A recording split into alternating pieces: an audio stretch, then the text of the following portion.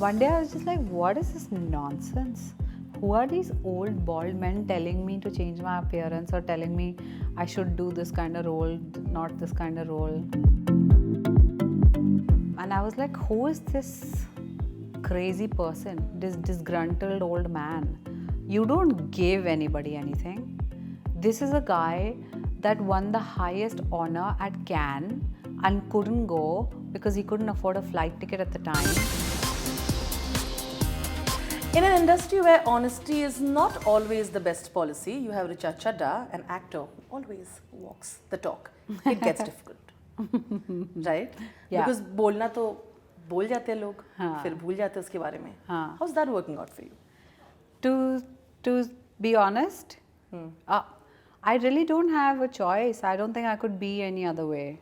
So yeah, I don't have a choice. Collaborating with different kind of artists are always there. Yet finding a middle ground and making it professional gets difficult. Yeah. And you've been doing this for quite a while, right? Yeah. So tell me, how does that dynamic figure? How does that work out? Mostly it doesn't affect the work that you do. Like I've worked with Vivek Oberoi also. He and I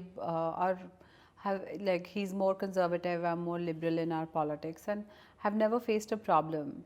And similarly here, I don't think that I let it get to that point.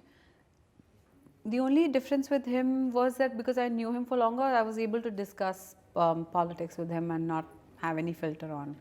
You know, your politics has been different from Kangana, but that never came into it because at the end, you're co-stars who are working together to make it work. Yeah, we're more than that, we're just professionals. Yeah. Somebody else is paying for our time to be there. Someone else is, the clock is ticking. We have to get our work done.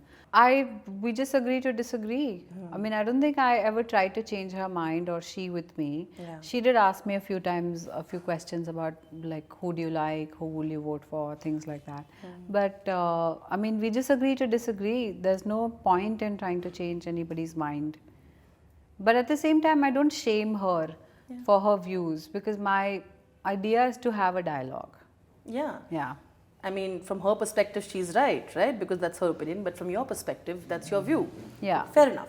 That you've got rave reviews. Oh, thank you. And, like you were discussing, people have questioned about why you selected the film, where you were not the leading and stuff like that. Yeah. You've been someone who's never bothered about that. At the end, you see the box office response, it sort of feels worth it, right? Yeah. I mean, I haven't really bothered with looking at box office or cost of production for this one simply because I wasn't the lead in it.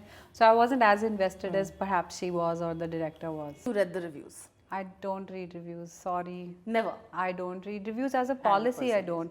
Because what happens is if someone sends me a clip of just my stuff usually, or I read other people's reviews about other films. Sure. I'm not blind to that, but I don't read my own reviews because I think it will either really make me feel really happy and it'll get to my head, I might become arrogant, or I'll just feel very underconfident as an artist and be like, oh no, I don't know how to act, Reviews are subjective. Reviews also depend on the critic who's reviewing it. People bring a lot of themselves into the way they watch films, So I don't really, I just don't read reviews. That's why I don't know. I was pleasantly surprised when people said that they liked my work. I was in bed on the 23rd in the night around 11 and my phone started ringing non-stop and I realized the press screening had ended. And it was all people from media calling me and saying, oh my God, why didn't you tell us, it's so important, this part, and we loved it and you've just stolen our hearts. And I also like to do the cuter, sweeter parts, once in a while. So for me, this film was easy breezy, like no tension, no harm, no foul, just do it and move on. Felt that way about the film because it's such a harmless, safe film to make. It's like about a woman and motherhood and family, lots of really sweet moments and moments when you cry. So I thought that the Indian audience that likes sentimentality will definitely relate to it. Indian women will relate to it because they tend to put themselves last, when they have children and all. So for that reason, I thought this was a safe film. But I'm surprised because I only have a special appearance in the role, and to be written about so much, to be mentioned in every review, to get these calls is quite crazy. Yeah, and because you did sort of undersell it, right? I didn't see I you didn't. promoting too much about it. I didn't see you talking a lot. I mean, Well, with the them, perks of being a special appearance credit is also that you don't have to Yeah. go to every show and every thing and do tons of Yeah. promotions. So I was Worked out well. happy, yeah. But there were so many things about how, oh, it's a smaller part, and of course, it's overshadowed by a Well, huge star. if I was not doing other leading work in my other films, the last time we met Yeah. for 375, then Inside Edge happened.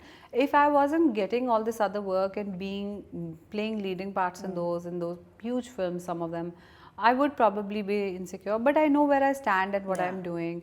And more importantly, in this film, even if the lead was offered to me, which it wasn't, I wouldn't have done it. Because I already have worked very hard to overcome the baggage of being a much older person because I played mother to Nawazuddin 7 years ago. Like that shadow has not left me. So I am very wary of these parts. Casting directors will tell you that I've become so scared of taking risks after something like Gangs. But just for reference, people who don't know why she's saying this, is that she got offered to play mother roles with, opposite, Ritik and people like that. No, playing Ritik's Sorry. mother at 24. Yeah, and when she was 24, so Yeah. it can get a little Of course weird. it is. You get very badly stereotyped. So even if the lead was offered to me in this, I wouldn't have played it. It's Fair. very simple. They did a press conference, Yeah. and a question was asked to Kangana Yeah. about what she thought about a certain thing, about her, her opinions on Indira Jaising and otherwise. There was this video where you had a stoic expression and you just listened. But that got really analyzed, and then people like, you had directors like Vivek Agnihotri calling out, who you did sort of respond on social media and telling. And to my favorite Ashok Pandit. I think he's partly obsessed with me. He wakes up every day and he's like, oh my God, I can no longer actively attack her. So I'll just say something about her. But I'm always watching you, sir. I mean, you did respond saying that, the question was not asking, but did it get bizarre for you? No, the thing is, it's multi-layered. First, I can't snatch the mic from somebody who's answering a question. Second, I think the press didn't have the balls to ask me that question. They didn't ask me anything controversial. Why? They know my views, they've put me on stage, they've requested for my presence, and then they didn't ask. Then then if you find what Kangana said objectionable, you should question some members of your own fraternity who actually clapped. They clapped when she said that the woman should be placed in the same room. And I'm not trying to defend Kangana, but in all honesty, the question was framed in such a manner in which I feel like she was baited to answer. They didn't say it was Indira Jaising, India's #1 advocate of female and gender rights. They said there is a woman who says you must show mercy. Now the context of that conversation is the death penalty. And the context of death penalty becomes even more overwhelming given the fact that we've just got this Devinder Singh guy, and everything that Afzal Guru said he had done, he has confessed to. Afzal Guru's already been hung.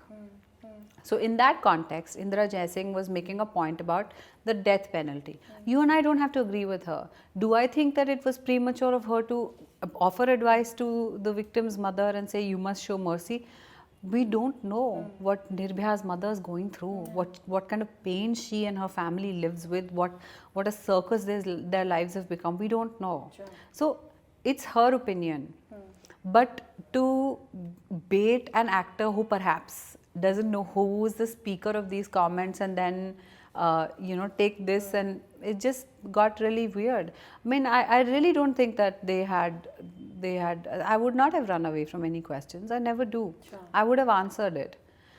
And the problem is with coming back to the main point, ignoring personalities involved, whether it's Indira or Kangana, the point of people questioning the death penalty when it comes to rape is that after the Justice Verma recommendations, the new rules that have brought into play, they are not acting as a deterrent to stop rapes. Have rape stopped? No.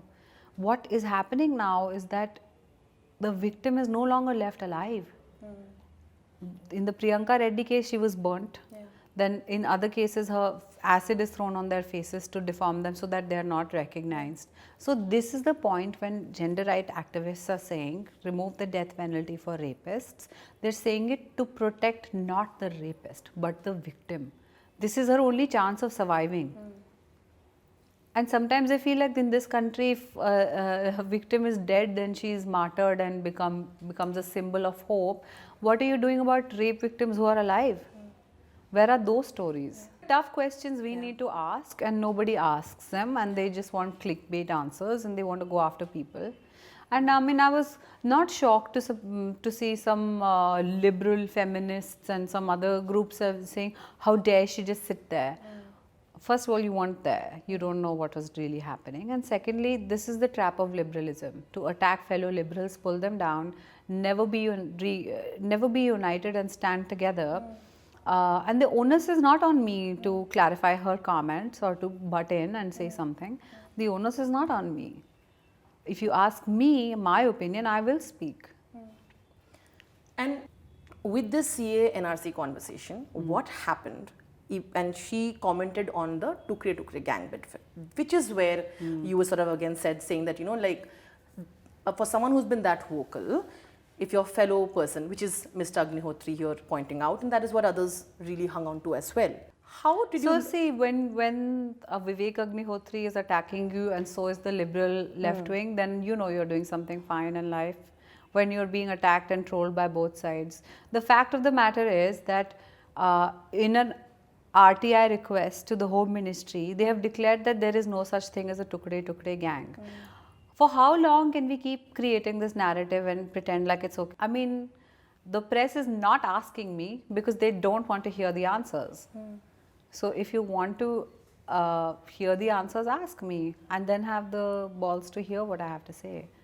So, well, I really don't pay attention to anybody who has a very set ideology. There have been a lot of people from Bollywood, like you, Swara, Anurag, Anubhav, and a lot more people who have outrightly stood up this time, you know, including Ali as well, gone to the streets and protested against something that you haven't believed in and think is going to be harmful To for the country. Yeah.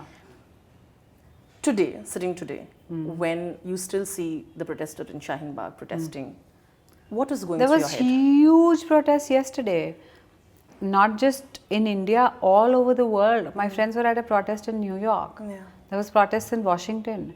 There's protests in Europe. Europe Parliament is discussing Kashmir and CAA NRC right now. Do you know? Yeah. The EU. This is as we speak. So obviously there is a basis to this. Obviously people are worried. That's why they are taking to the streets. At least in my lifetime, I have not seen a movement like this.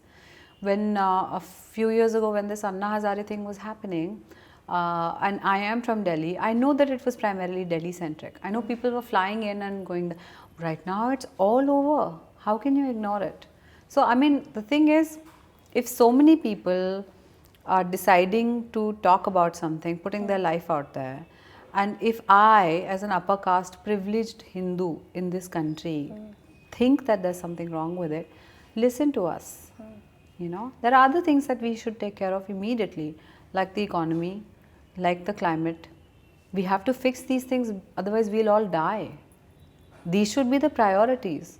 Why are we offering citizenship to refugees from other countries when we can't take care of our own people? When there's 44% unemployment, on what pretext are you asking people to come into the country? They don't want to come. Pakistan and Bangladesh's minister said that why are you imagining that Bangladeshis want to come to India? We have a higher GDP and per capita. You talk about certain things like this. There is this huge, you know, group that they are functioning to only troll them and troll women also in massively horrible ways. Yeah. And, you know, like Anurag, I know in one interview mentioned about how he's got security in his house because Anurag is every day sort of saying something or the other. People getting rape threats and, you know, you often, I'm sure, have received various kind of threats as well. Yeah, it doesn't matter. Trolling is a very specific job designed to curtail your political participation. specifically women. Because my comments will be different from Anurag's. The comments that I will get will be like, why put a lipstick, post a selfie, why the hell are you doing this? Why don't shut up, why shut up about politics? So it's specifically designed to intimidate you into shutting up about politics, disenfranchising you in a sense that you cannot use your influence to say something right or shine a light on something that is bothering you. So it can't really be taken seriously because it's a job that there's so much unemployment, people doing it at 2 rupees. I'm like, तुम्हारी घर की रोटी मिलती है तो कर लो यार, it doesn't make a difference to me. And it's not a surprise that a lot of these brazen attacks come from official handles and people. So I find them like, why are they so bothered by me? Why are they scared of me and my tweet? That's the way I look at it. They're afraid. They're afraid of the truth. They don't want the truth getting out. I'm like God's child. I have implicit faith in myself and my own safety, the safety of my family and people around me. And I know that I'm not gonna bother about that. People speak up, and actors have in the past. For example, what has happened with Shah Rukh and others, it has worked against them, right? That when they did, look what happened to their films. Yeah. Look what happened to their lives, their Twitter accounts, their families, their mental peace. It's just not fair. Like I read somebody dissing Nasiruddin Shah by saying, we gave you so much. And I was like, who is this crazy person, this disgruntled old man? You don't give anybody anything. This is a guy that won the highest honor at Cannes and couldn't go because he couldn't afford a flight ticket at the time. And Al Pacino praised his performance in Sparsh and said, oh, I referenced that actor for Scent of a Woman. And you're trying to say that we gave you didn't give him shit. Back off. You didn't do anything for any arts. You don't have the right to tell somebody that their legitimately earned merit, success and respect is charity. You don't get to say that. It was specifically again between Anupam Kher and him. The matters escalated to another level because they were responding to each other as well. Yeah, so who's this other old man butting in and trying to... They're old classmates from NSD or schoolmates from NSD. Let them talk. Who are you? Shut up. Why is this a national issue? If they want to go after each other, let them. They're two really senior veteran actors. They know each other for decades, longer than both our combined ages together. Why don't you let them resolve it and talk to themselves and figure it out? Why do you have to butt in and pass your Vishesh Tippani? But when there are people speaking up, there is also that other part of it that happens. So it is a very catch-22 situation, isn't it? Well, it's a damned if you do, damned if you don't thing. And sometimes sometimes you're just damned. Like what happened to me when I'm sitting next to Kangana at the press conference. The liberal said, how dare she just shut up and sit there? And the right wing said, oh, look at her, poor thing, ha ha ha. Ask me what I feel and then I'll talk. So I have I don't hero worship either side. I think they both bait each other and they entrap each other, and who is to lose at the end is the citizens. I'm not in favor of cancel culture and this mera woke tumhare woke se zyada woke hai. Nobody was woke 2 years ago, so shut up. It's diverse. Section 375, Panga, and I know there are a lot of few things that are coming up as well. Yeah. So tell me, what are the things that you can talk about before I get into it? Well, this is a political thriller that has not been announced properly, so we are not to talk about it, although I'm dying to. It should come out in the middle of the year sometime. And then there is that Anubhav Sinha film I'd done last year called Abhi To Party Shuru Hui Hai, which is an out and out comedy and a comic caper. And I can't wait for people to watch it. And it's going to be a busy year. Yeah. And touch wood, I'm happy. You look happy. Yeah. Then what's happening with Shakila? Shakila is right now in the edit, Okay. and they are taking a while because they need to decide. Because see, the subject matter is also such that they have to figure out whether it will be an A film or a UA film, and they have to figure out how many languages they have to dub in. That's what's happening with it. I think we made a mistake in starting to promote it so soon. We actually took people to the location and we distributed calendars and all. We should have waited till we finished filming. What has changed for you in the past 2 years that we're talking about? I think I've come into a very good place in my head. I've realized that I used to be so hyper and like so worried about what next project. I mean, it's like Robert De Niro saying it on stage that we have to figure out on my next job. And that's literally what goes on in every actor's head, whether they're big, small, Hollywood, Bollywood, whatever. So in this case, I feel like somehow that worry is vanished. It's just vanished because I have so much fun doing everything that I do that I don't care. And I know it's not good to be so chill, but I'm really happy. It's good for my health, it's good for my relationships.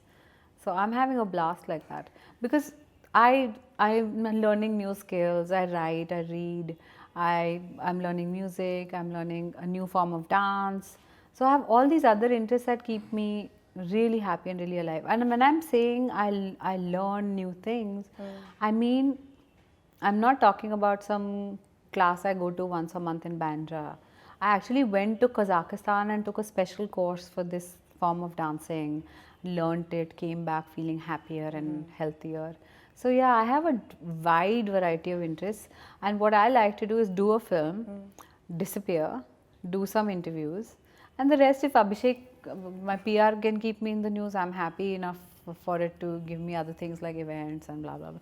But I don't want to be in this rat race or this mad race, because then everything about me will change. My nose, my boobs, everything will change every few months if I am a part of the rat race. You can make your own career the way you want to today. That's possible.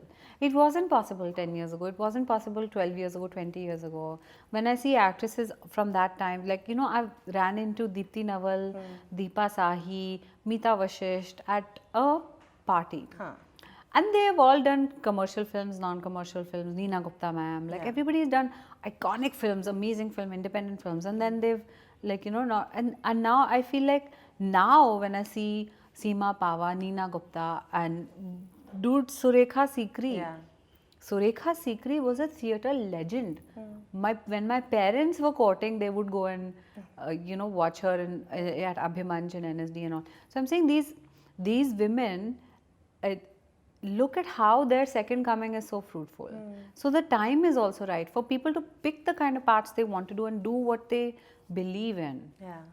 Not to say I haven't made mistakes. I've made terrible mistakes. Sure. I mean, I've been in films I can't even hate watch. Like, you hate watch some of your own stuff, like, it's so funny, look at your continuity or whatever. But some stuff you can't even hate watch or cringe watch. It's embarrassing.